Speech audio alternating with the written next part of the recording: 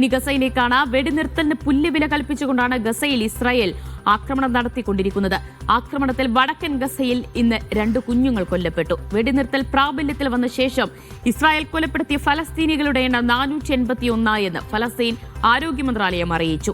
അതിനിടെ new Gaza പദ്ധതി ചർച്ച ചെയ്യാൻ US ദൂതരായ സ്റ്റീവ് വിറ്റ്കോഫും ജെറാഡ് കുഷ്നറും ഇസ്രായേലിലെത്തി. അബ്ബാസ് മുഹമ്മദ് വിവരങ്ങൾ നൽകും. അബ്ബാസ്, കരാർ ലംഘനം നടത്തിക്കൊണ്ട് വീണ്ടും എവിടങ്ങളിലൊക്കെയായിരുന്നു ഇസ്രായേലിന്റെ ആക്രമണം?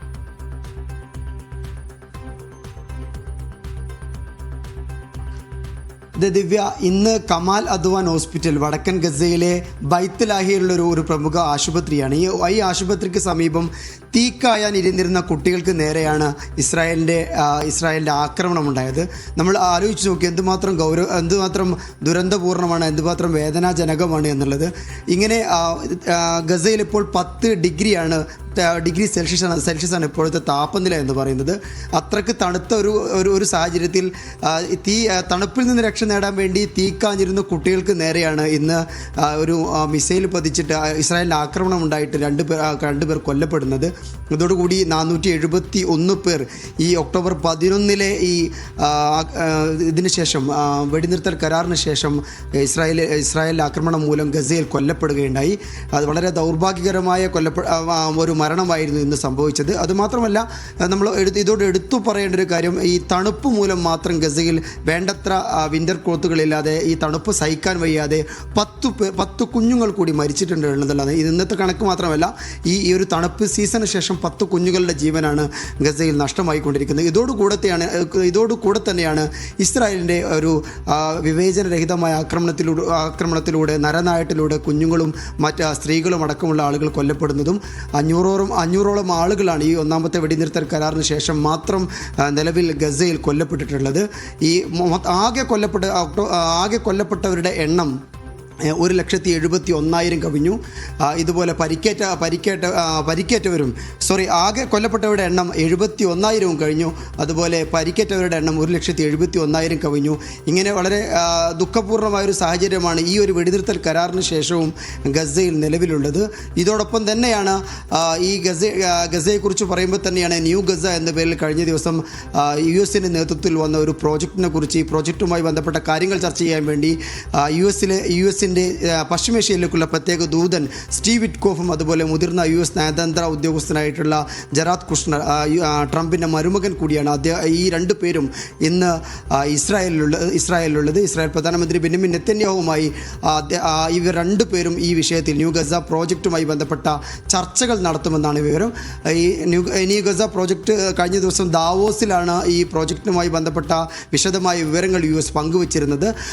ഈ ഗസയെ ഒരു വലിയ സിറ്റിയാക്കി മാറ്റുക, വലിയ ഒരു $1 ബില്യൺ പ്രോജക്റ്റ്, $25 ബില്യൺ ഡോളറിൻ്റെ ഒരു PPP പ്രോജക്റ്റാണ് US അവിടെ വിഭാവന ചെയ്യുന്നത്.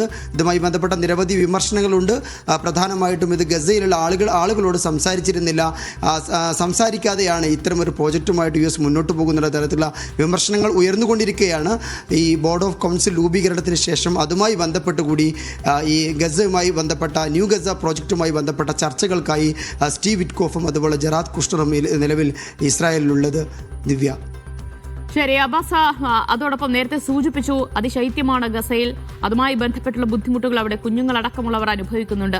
ഇതിനിടയിലും അവിടേക്കുള്ള ആവശ്യത്തിനുള്ള സഹായങ്ങൾ എത്തിക്കാൻ അതിന് തടസ്സം നിൽക്കുകയാണോ ഇസ്രായേൽ?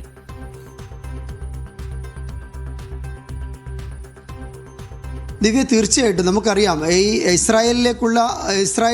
ഇസ്രായേലിൻ്റെ നിലപാട് മൂലം ഗസയിലേക്കുള്ള മാനുഷിക സഹായങ്ങൾ മുഴുവൻ നിലച്ച ഒരു സാഹചര്യമാണ് നിലവിലുള്ളത്.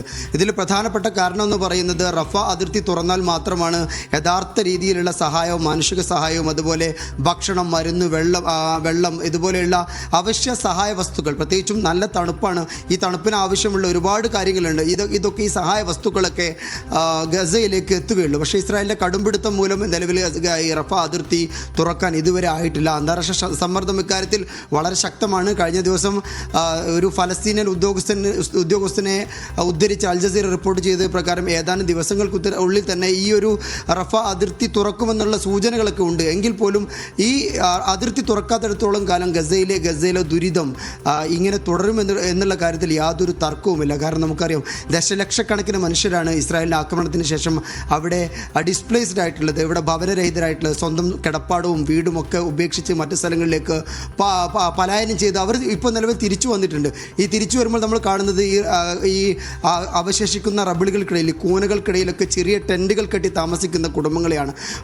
വലിയ കെട്ടിടങ്ങൾ, തകർന്നുപോയ കെട്ടിടങ്ങൾക്കിടയിൽ ഇങ്ങനെ ടെൻറ്റുകൾ സ്ഥാപിച്ച് ഈ കടുത്ത ശൈത്യത്തോട് മല്ലിടുന്ന ഗസക്കാരെ നമ്മൾ കാണുന്നുണ്ട്. ഇതിനൊക്കെ ഒരു പരിഹാരം കാണണമെങ്കിൽ തീർച്ചയായിട്ടും റഫ അതിർത്തി തുറക്കേണ്ടതുണ്ട്. തുറന്നാൽ മാത്രമേ കൃത്യമായിട്ടുള്ള ചികിത്സ അടക്കമുള്ള സഹായങ്ങൾ അങ്ങോട്ട് എത്തുകയുള്ളൂ. ഈ സഹായങ്ങൾ കൊടുക്കാൻ അറബ് രാജ്യങ്ങൾ എല്ലാവരും സന്നദ്ധമാണ്. ഖത്തറും അതുപോലെ UAE-യും സൗദിയും ഈ എല്ലാ രാഷ്ട്രങ്ങളും ഗസയിലേക്ക് സഹായം എത്തിക്കാൻ റെഡിയാണ്. അന്താരാഷ്ട്ര സംഘടനകളും റെഡ് ക്രോസ് അടക്കമുള്ള അന്താരാഷ്ട്ര സംഘടനകളും അതിൻ്റെ റെഡിയാണ്. പക്ഷേ ഇസ്രായേലിൻ്റെ കടുംപിടുത്തം അഥവാ ഈ ബന്ദികളുടെ അവസാനത്തെ അവശേഷിപ്പുകൾ ഞങ്ങൾക്ക് തിരിച്ചു തരുന്നത് വരെ റഫ അതിർത്തി തുറക്കേണ്ടതില്ല എന്നുള്ള തീരുമാനമാണ് നിലവിൽ ഇസ്രായേൽക്ക് ഭരണകൂടം കൈക്കൊണ്ടിട്ടുള്ളത്. വളരെ ഈ ഒരു സാഹചര്യത്തിലൂടെയാണ് ഗസക്കാർ മുന്നോട്ട് പോയിക്കൊണ്ടിരിക്കുന്നത്. ഈ റഫ അതിർത്തി തുറന്നാൽ മാത്രമേ ഗസ നിലവിൽ അനുഭവിക്കുന്ന മാനുഷിക പ്രതിസന്ധിക്ക് ഒരു ചെറിയ അളവിലെങ്കിലും പരിഹാരം കണ്ടെത്താൻ സാധിക്കൂ. അത് തന്നെ നമ്മൾ ഓർക്കേണ്ടത്. ഗസയിൽ ഇസ്രായേലിന്റെ ക്രൂരത തുടരുകയാണ്. വിശദാംശങ്ങളാണ് അബ്ബാസ് മുഹമ്മദ് നൽകിയത്.